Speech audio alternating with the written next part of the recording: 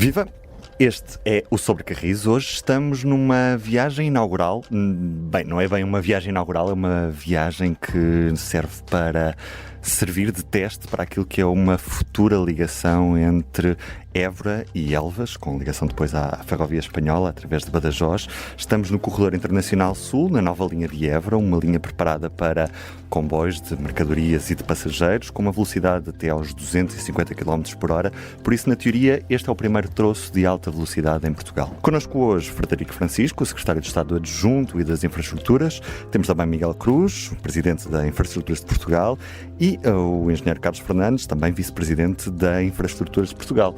Como sempre, Diogo Ferreira Nunes e Carlos Cipriano, que hoje fez a viagem comigo. E Carlos, o que é que podemos ver nestes quilómetros que fizemos entre o estaleiro da obra e a zona do Freixo, aqui na nova linha de Évora? Foi uma viagem de 14 km, à velocidade de 30 km hora. Penso que foi talvez o primeiro veículo ferroviário de passageiros que circulou neste troço de linha. Referir que foi uma viagem muito agradável. Notava-se que toda a gente, tanto os anfitriões como os convidados jornalistas, estavam visivelmente satisfeitos com esta experiência, digamos assim, de circular neste veículo numa linha nova que há de ser a primeira em alta velocidade em Portugal.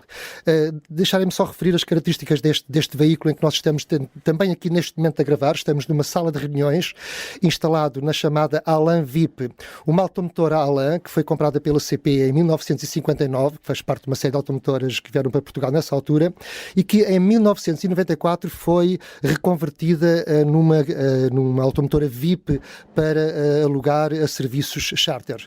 Funcionou enquanto tal entre 1994 e 2013, e de referir que nesta automotora um dos principais clientes que fazia viagens, sobretudo entre Lisboa e Castelo Branco, era o Grupo BES, na altura, que fazia muitas viagens nesta automotora. O Banco de Fomento também aqui viajou, os administradores. A PG Tours, que era um grupo de ingleses, amigos e entusiastas do caminho de ferro, também alugou mais do que uma vez esta automotora.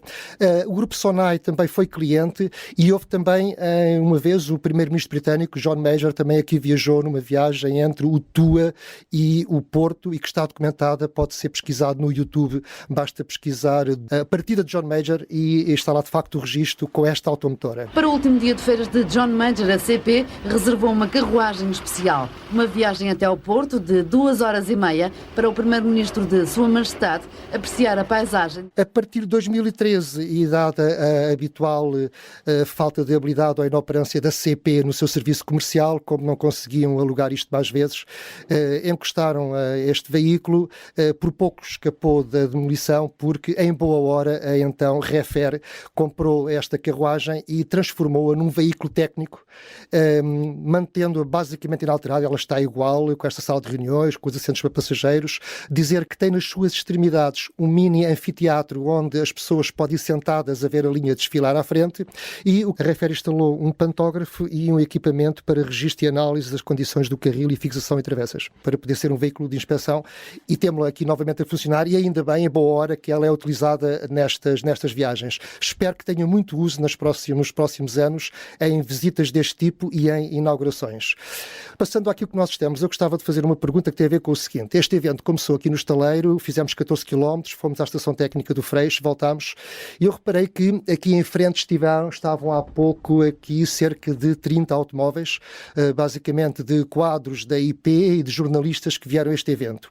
Também reparei que a CP tem um Intercidades que chega a Évora às 15h05, e portanto esta visita poderia ter sido feita de comboio, se fosse organizada de outra maneira, não era necessário um comboio especial, bastava portanto vir num comboio regular de Lisboa e que para no Pragal, e que podia ter vindo até Évora, e esta visita com a automotora podia ter começado na estação de Évora e ter ido até à estação técnica e voltado.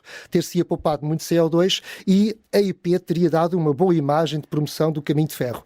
Eu queria perguntar porque é que isto não foi feito desta maneira. Eu devo dizer que podia, mas como felizmente nós hoje tivemos uma sequência de eventos que penso que foram relativamente importantes, e depois, enfim, poderão comentar esse aspecto, nós não tivemos condições de programação para poder fazer esse tipo de visita. Por acaso até o discutimos, mas já agora vale a pena aproveitar para dizer que, dado esse contexto, aquilo que nós conseguimos sempre assegurar é, felizmente, nós temos uma boa organização desse ponto de vista na IP e, pelo menos quando utilizamos veículos, temos a garantia absoluta que eles vêm bastante carregados.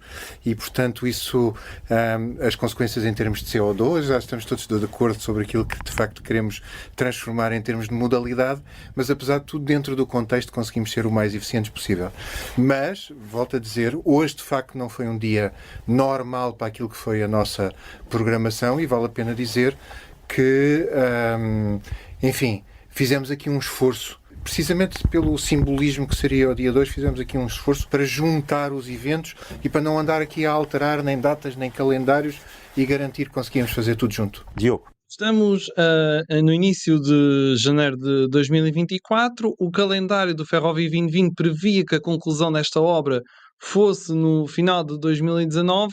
Se podem explicar o que é que se deve a este atraso de 4 anos em relação à data originalmente programada, sendo que o vice-presidente da IP, Carlos Fernandes, já referiu, pelo menos a nós, que há a tal questão dos 4 anos de atraso a quando da apresentação do Ferrovia 2020. Já foi respondido muitas vezes, já foi apresentado o calendário, já foi dito que esse calendário apresentado em fevereiro de 2016 foi um calendário que tinha um conjunto de imprecisões, que sofria de uma ambição que de facto não era possível com as condições que existiam no país, vindo de uma paragem muito grande, como ainda hoje o Sr. Primeiro-Ministro disse.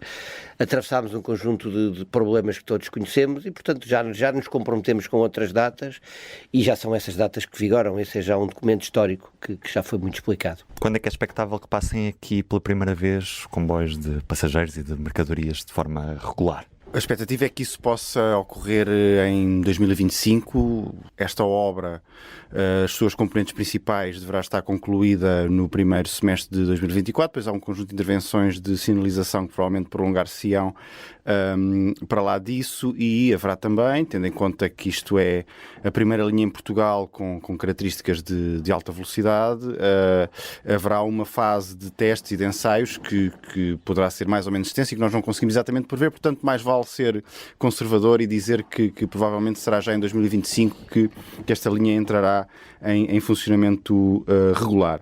Se me permitem, de facto, só acrescentar alguma coisa sobre a pergunta anterior, sobre a questão dos atrasos nas obras. É verdade que aqueles aconteceram e não houve praticamente nenhuma das nossas obras do Ferrovia 2020 não tenha atrasado, isso já foi reconhecido inúmeras vezes. Aquilo que é importante é que nós percebamos quais foram as causas para isso e que também aprendamos com aquilo que aconteceu, para que o nosso planeamento daqui para a frente possa ser mais realista e para que nós sejamos capazes de escalonar as obras e as intervenções de forma a que elas não sofram. É que não foram só os atrasos, houve inúmeros problemas ao longo das obras que nos causaram dificuldades, houve problemas de projeto, houve problemas de contratação, houve problemas de concursos vazios, não foram só... Os atrasos têm múltiplas justificações. Aquilo que é importante para que no futuro se evitem situações semelhantes é o país tem que ser capaz daqui para a frente manter um ritmo constante de investimentos. Se nós fizermos investimentos a um ritmo aproximadamente constante, sem grandes paragens e grandes tentativas de arranque, nós garantimos, quando tentamos arrancar, é óbvio que não conseguimos passar do zero à plena carga em pouco tempo. Portanto, é preciso nós mantermos próximo da plena carga. Vai sempre haver flutuações, vai sempre haver obras que atrasem, mas se nós tivermos sempre obras a correr, se houver 10, 20, 30% de obras que atrasem, então nós poderemos dormir mais descansados quanto a isso.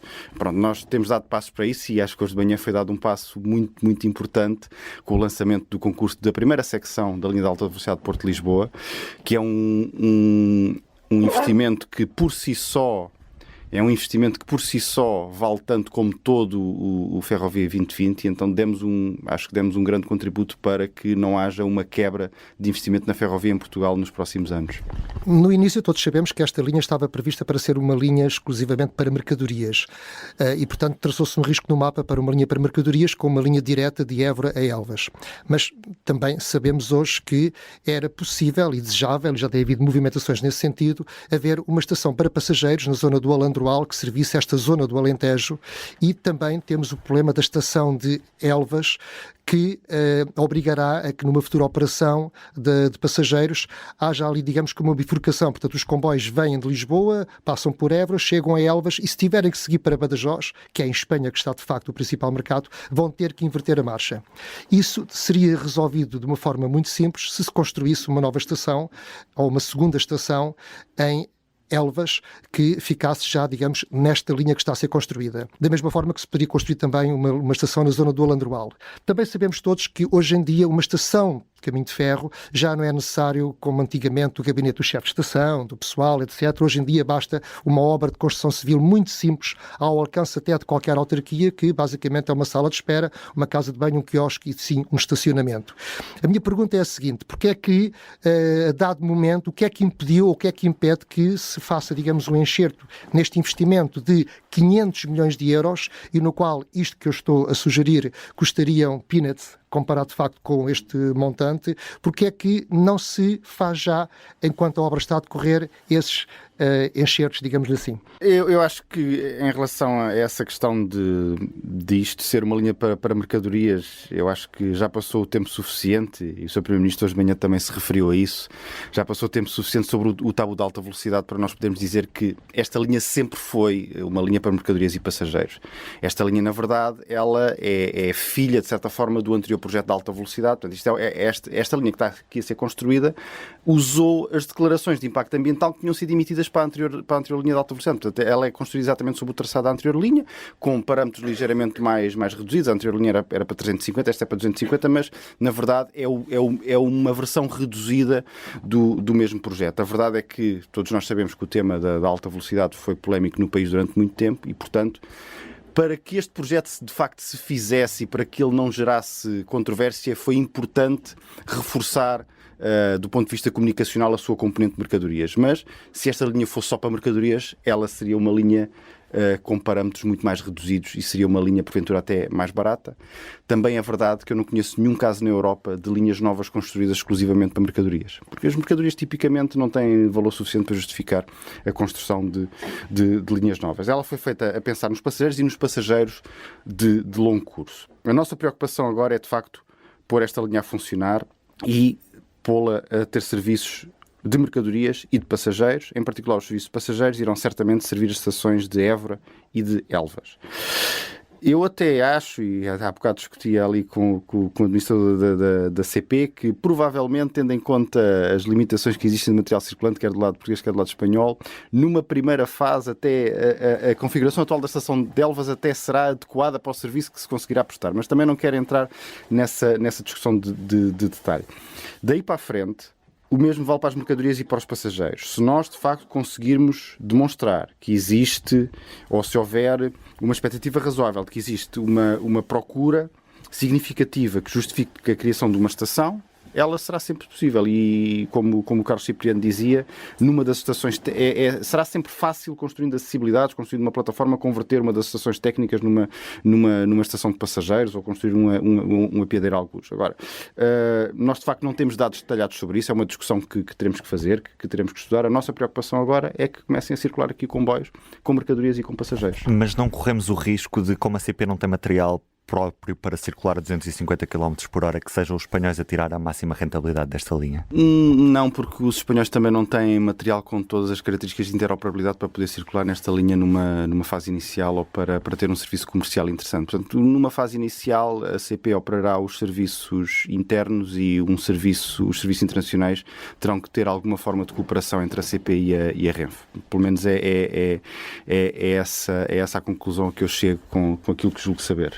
Francisco, isso então quer dizer que, por exemplo, um comboio da Renfe que parte de Madrid tem de ficar em Évora, porque a partir de Évora, por exemplo, para Lisboa, não há ETCS, não estou em erro. Se for um comboio da Renfe equipado exclusivamente com ETCS, enquanto não houver ETCS até Lisboa, ele não poderá ir até Lisboa, mas existem outras soluções. Por exemplo, eu posso fazer um comboio com locomotiva e carruagens e trocar a locomotiva em Elvas entre uma locomotiva da CP para uma locomotiva da Renfe. Por exemplo, há múltiplas soluções. A Renfe pode procurar soluções para equipar os seus comboios com Convela. A CP pode procurar equipar os seus comboios com Alfa. Há múltiplas soluções ao dispor dos operadores. Umas mais simples, umas mais baratas, outras mais caras. E outras demorem mais tempo e outras demoram menos tempo depois em termos de tempo de viagem. Certo. Sendo certo que aquilo que estamos a falar aqui, com esta linha e com aquilo que está pronto e que estará pronto do lado espanhol até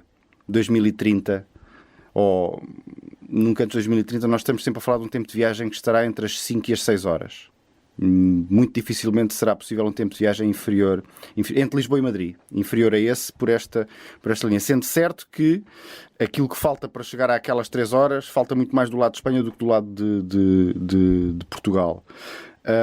E, portanto, nesse aspecto, uma troca de locomotiva que demora 10 a 15 minutos não será significativo, tal como um serviço com esses tempos de viagem será um serviço onde certamente terá bastantes paragens intermédias, será um serviço mais equivalente a um intercidades do que a um serviço de alta velocidade. Para além destas especificidades técnicas, o que as pessoas, no fim de contas, querem saber é isto. Quando é que eu posso ir de Lisboa para Madrid num comboio direto, mesmo demorando 5 horas? Isso eu não posso garantir, mas em 2025 estarão criadas as condições do lado da infraestrutura para que isso seja possível. Eu não consigo ainda garantir que do lado da operação, até porque isso depende do marketing, não depende só da CP, que isso consiga ser garantido, mas desejavelmente, tipicamente é mais fácil resolver as coisas do lado da operação do que do lado da infraestrutura. Portanto, estando a infraestrutura disponível, não demorará muito tempo a que esse serviço seja criado. Então, e Frederico Francisco, neste caso não seria uma oportunidade para reforçar a parceria entre a CP e a Renfe, as duas operadoras públicas ferroviárias? Eu penso que sim, eu penso que seria uma oportunidade para fazer isso, admitindo que há interesse de ambos os lados e tanto quanto sei, e eu julgo que vocês sabem disso também, já houve algumas conversas preliminares no sentido de reforçar essa cooperação entre a CP e a Renfe. Eu acho que havendo melhores infraestruturas que potenciem serviços entre Portugal e Espanha, e não só serviços a ligar as capitais, também serviços do tipo regional, serviços a ligar cidades perto da fronteira. Estou a pensar em Guarda e Salamanca, estou a pensar em Viana do Castelo e Vigo, ou Porto e Vigo, melhorar o serviço entre o Porto e Vigo. Havendo melhores condições do lado da infraestrutura, a minha expectativa é que os operadores reforcem a sua cooperação e eu, na medida em que consiga, enquanto estou em funções, tentarei sempre ao máximo reforçar o impulso por trás dessa cooperação. E a velocidade do troço, já agora a título de curiosidade, neste troço da Évora até Elvas, no diretório da rede está lá pela primeira vez o patamar entre 220 e 250 km por hora. É esta a velocidade constante para um comboio de passageiros ou há sempre um ou outro afrouxamento porque há aproximação às estações técnicas e afins? Esta linha está desenvolvida com traçado para 300 km por hora. Só junto à fronteira é que temos de facto, na ligação à linha do leste, temos de facto um troço com velocidade um bocadinho inferior, 250 na hora dos 250. Mas todo o traçado, ele foi recuperado, o traçado de alta velocidade é um traçado de 300 km por hora. O corredor é o mesmo e, portanto, não há limitações desse aspecto. O Covel tem limitações de velocidade, mas na prática poderemos ter no futuro, ambicionar no futuro a ter esta linha a funcionar a 300 km por hora. Então, porque é que se falou hoje tanto só nos 250 km hora? É aquilo com que estamos a trabalhar agora, até por limites da próprios sistemas que estão instalados em termos de Covel. O Covel vai a 250 e é o limite que temos nesta altura. Mas o traçado, o corredor original, é um corredor de 300 km por hora. Portanto, aquilo que está avaliado do ponto de vista do corredor, tirando a zona de aproximação, e isso faz perder 20 segundos, 40 segundos, mais ou menos. Tudo o resto do traçado é de 300 km por hora. Então, em 2025, quando a linha for de facto inaugurada, ela estará preparada para receber comboios a 300 km hora? O traçado está preparado para isso. Os sistemas que tiverem a ser montados depois têm que ser adaptados depois para funcionar a 300 km por hora.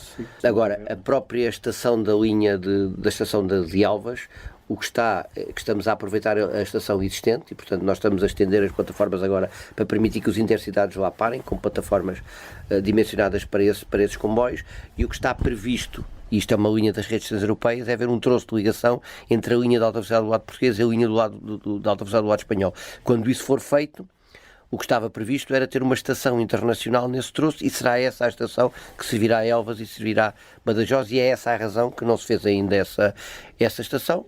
Se esse troço se atrasar, e o que está previsto é que quando o lado espanhol tiver efetivamente a linha de alta velocidade construída até Madrid, que se avance com esse troço, aí constrói-se então nesse troço uma estação internacional. Aquilo que estamos a falar com a abertura da nova linha entre Évora e Elvas é que o tempo de viagem num comboio intercidades entre Lisboa e Elvas seja inferior a 2 horas. Portanto, já atualmente de Lisboa a Évora demora-se cerca de 1h30, 1h18 se contarmos a estação de Sete Rios como a primeira estação em Lisboa.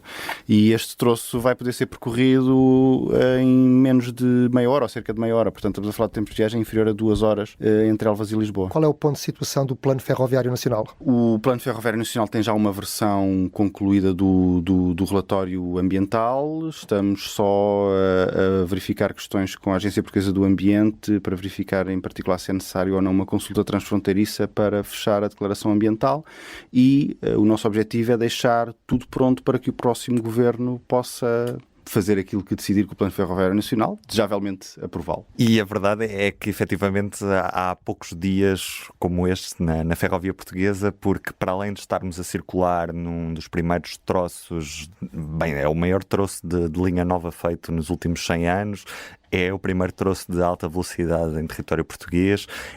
Foi hoje também assinalado o lançamento do concurso para a primeira fase da alta velocidade entre Porto e Oiano, nos arredores de Aveiro, que representa também esse marco histórico naquilo que é a grande ambição de termos uma linha de alta velocidade a ligar as duas áreas metropolitanas do país. Diogo. Queria perguntar se não há o risco de todo o envolvimento que é necessário para construir a nova linha entre Lisboa e Porto, se não acabará por concentrar todas as atenções e depois todas as outras obras que há para o PNI 2030 serem deixadas de lado, se não há esse risco e o que é que está a ser feito para prevenir esse monopólio? É realmente para dar resposta a essa inquietação ou uma das principais razões para isso, que o modelo escolhido para a linha de alta velocidade foi o de PPP. Como já foi dito pelo Sr. Secretário de Estado, o montante de investimento associado à linha de alta velocidade, a este primeiro troço de alta velocidade, é tanto como todo o Ferrovia 2020 e, portanto, se nós efetivamente canalizássemos todos os nossos esforços, todos os nossos recursos da IP para este grande projeto, sinceramente não iríamos conseguir fazer os outros todos e, portanto, ao identificar este novo modelo e fazê-lo através do modelo de PPP, em que de uma só vez contratamos tudo aquilo que habitualmente contratamos, ou seja, contratamos o projeto, a construção e a manutenção, não contratamos mais do que é habitual contratarmos, mas de uma só vez, portanto, depois todo o desenvolvimento da concessão é feita pelo privado, nós temos os recursos livres para atender aos outros processos todos, ou seja, nós já lançámos o Douro, temos um conjunto de projetos para lançar agora, mais um troço da linha do Norte, mais vendas novas, mais ligações a Setúbal, mais ligação a Leixões, mais o Conto Mil. Portanto, há um conjunto de projetos que estão praticamente prontos a serem lançados e que vão ser lançados nos próximos meses em paralelo com o projeto de alta velocidade. Portanto, o que fizemos foi ter estes dois modelos diferentes, um modelo tradicional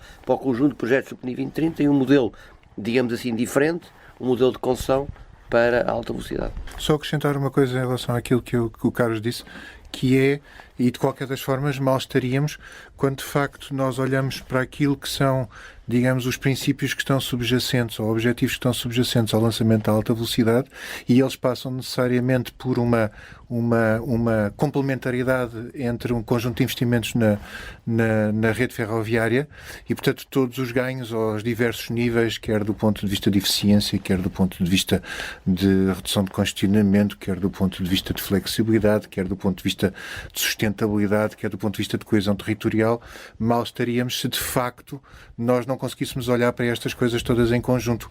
Isso é um pressuposto, aliás, das vantagens da alta velocidade e, portanto, como o Carlos disse, ao fazermos esta conjugação, só assim é que de facto nós conseguimos que o investimento que vamos realizar possa atingir aqueles que são os objetivos a que nós nos estamos a propor. Portanto, esta interligação é subjacente ao próprio exercício. Gostava que me explicassem melhor, porque há algumas dúvidas em relação ao modelo de PPP, como é que na prática vai funcionar. Sabemos que efetivamente o privado assegura a concessão, a manutenção, a construção da linha. Fala-se também do empréstimo do Banco Europeu do Investimento. Quanto é que o Estado tem de meter nesta primeira fase? Como é que vai funcionar o processo? Como é que funciona esta PPP na alta velocidade ferroviária e o que é que a distingue face depois às PPPs que existem na área rodoviária também? Vão ser modelos relativamente semelhantes à rodovia, sem acompanhamento da exploração. Portanto, a exploração é nossa.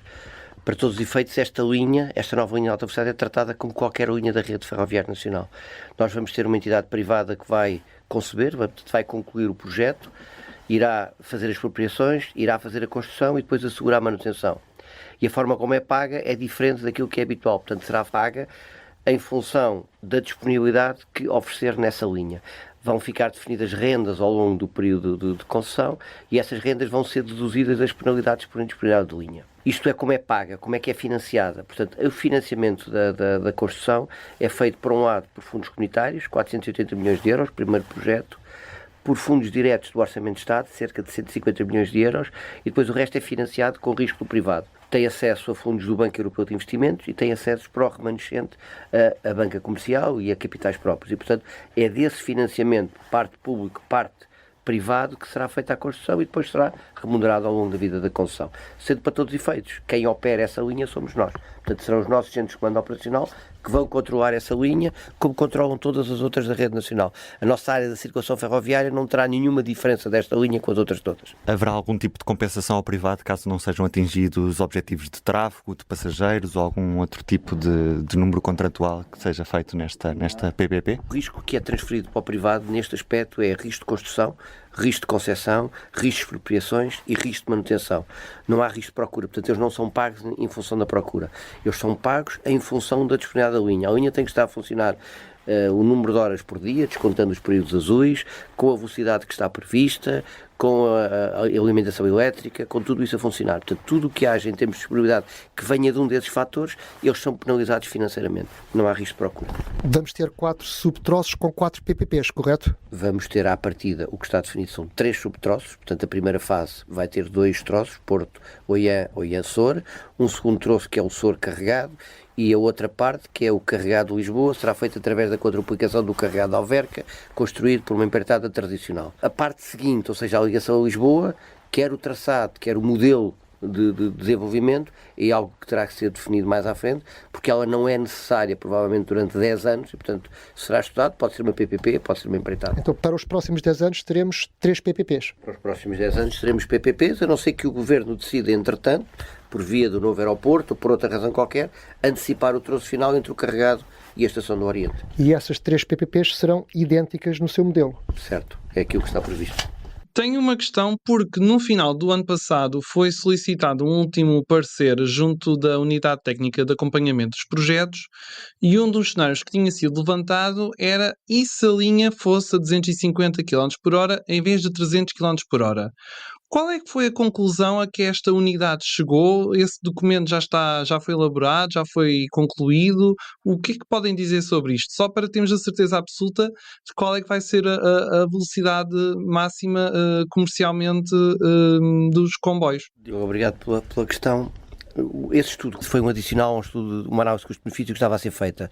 E, portanto, nós temos, quando fundamentamos a avaliação económica para a candidatura a fundos comunitários, temos que avaliar todas as opções. E essa dos 250 tinha sido estudada em tempos, mas não estava materializada num documento autónomo. E, portanto, nesse adicional pedimos também para avaliar essa solução. Aquilo que está em cima da mesa é aquilo que sempre esteve. Portanto, não há velocidades, o que há um objetivo que o Governo definiu. Nós temos que ter um serviço direto entre Porto e Lisboa numa hora e um quarto. A velocidade será aquela que terá que ser. Estamos a falar normalmente em velocidades na ordem dos 300 km por hora, nas aproximações a Lisboa e Porto, obviamente a velocidade é ligeiramente mais baixa, mas o que estamos é garantir uma hora e um quarto entre o Porto e Lisboa. Fossem todos os dias assim tão felizes para a ferrovia como este, e estávamos nós bem num país à beira-mar plantado. Ruben Martins, Carlos Cipriano, Diogo Ferreira Nunes, este foi um Sobrecarris especial gravado numa Alan VIP, aliás, na Alan VIP, no estaleiro da nova linha de Évora. Um abraço. O público fica no ouvido.